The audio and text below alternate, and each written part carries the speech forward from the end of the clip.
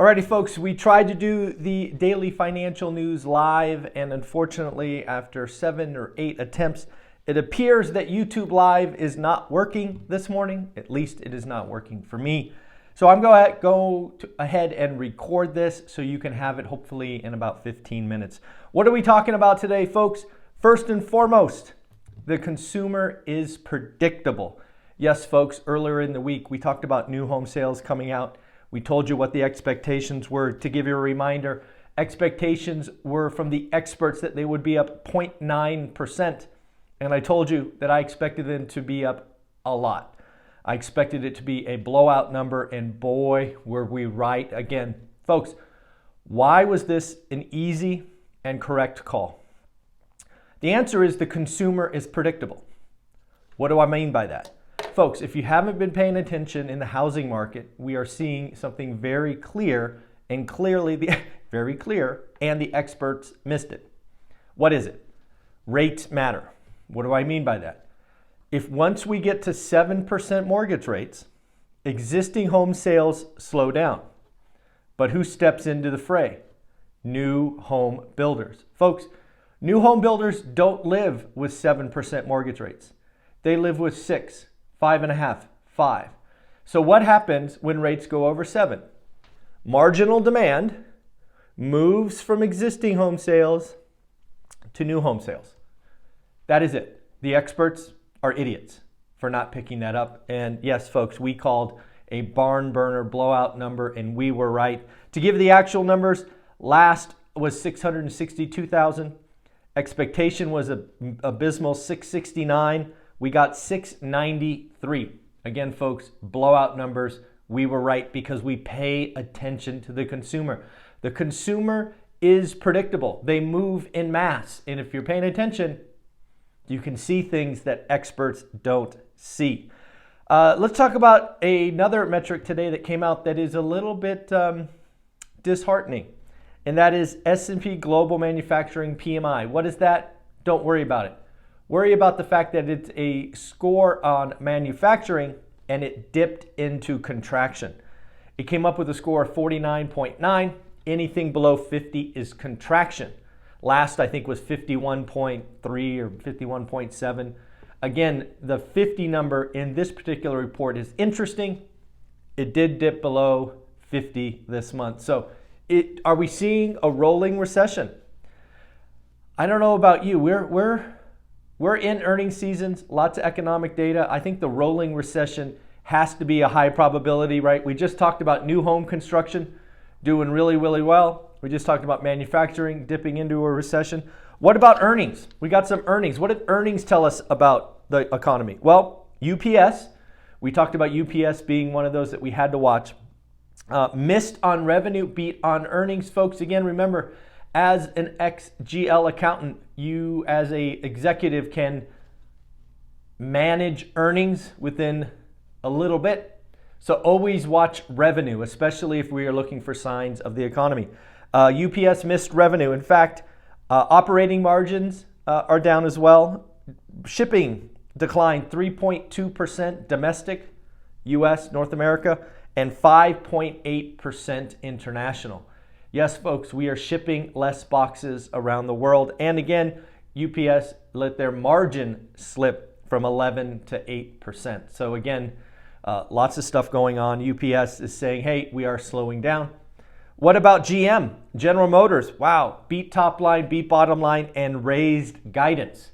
What's going on at GM? Well, it looks like it has been led by truck sales. Yes, truck sales. And again, what is going on with truck sales? Is it a sign that we are moving forward, right? Truck sales to me is a sign that small businesses are moving forward, perhaps picking up. Again, GM raised. How about JetBlue? Completely the opposite story. JetBlue missed and lowered guidance. GM raised guidance, JetBlue lowered guidance. Why is that important? Remember, one of the things that we wanted to know in this earnings season is what is going on with travel. What is going on with travel? Are we still FOMO and splurging, or are we cutting back? According to JetBlue, we are cutting back, and they lowered expectations. What about Pepsi? Pepsi, Frito-Lay, very big brand. It's interesting to see what's going on in the soda and snack market. Pepsi beat top line, beat bottom line. International actually was stronger than North America. So something to watch there. How about some more real estate on sale, folks? Real estate on sale. Yes, 995 Market Street in San Francisco. Sold for $62 million in 2018. It just retraded for 6.5. That is a 90% discount.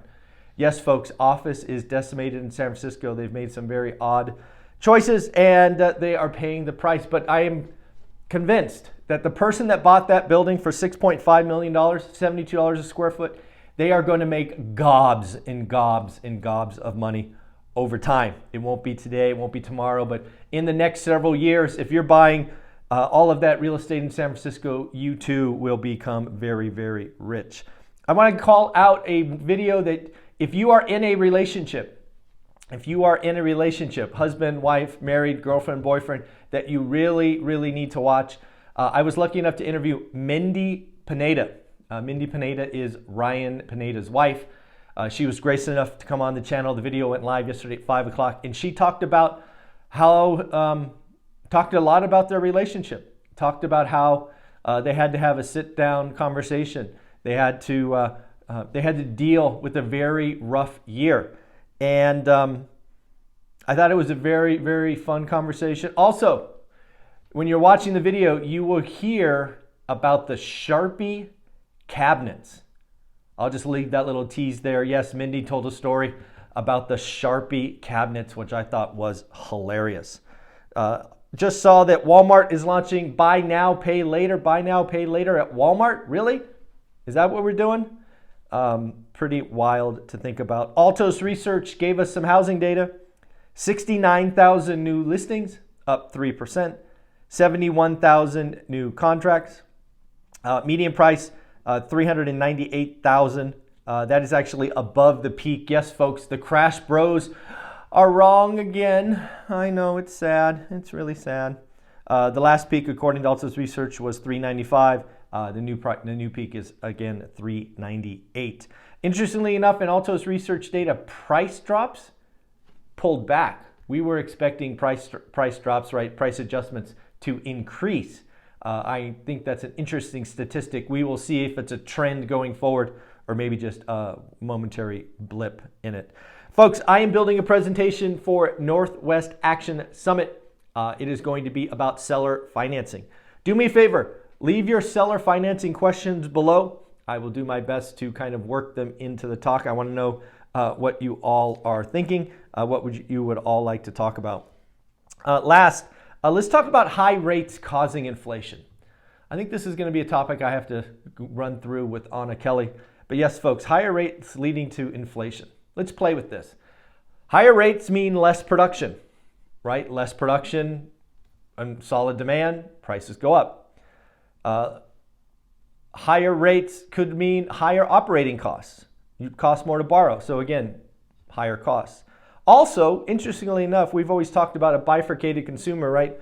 The top 20%, have 50% of discretionary income, where the top 20% is earning 5%, like real interest rates, right? We haven't had real interest rates on savings in a long, long time. So they're earning 5% just sitting in cash. So I think that is pretty interesting. Let me know what you think. Are higher rates causing inflation? Yes or no? Because I think you can play it both sides. I don't know what my opinion is yet, but I do think it is an interesting argument. Folks, my intention with the daily financial news is to go live. It is to go live at 7:30. We have been doing that for the better part of 5 years. Unfortunately, I tried 7, 8, 9 times this morning and none of them took. So I had to record this and I will get this up right now. You're amazing. Like, subscribe, comment. I will do my best to do it live tomorrow. If technology helps me. Take care. Later. Bye.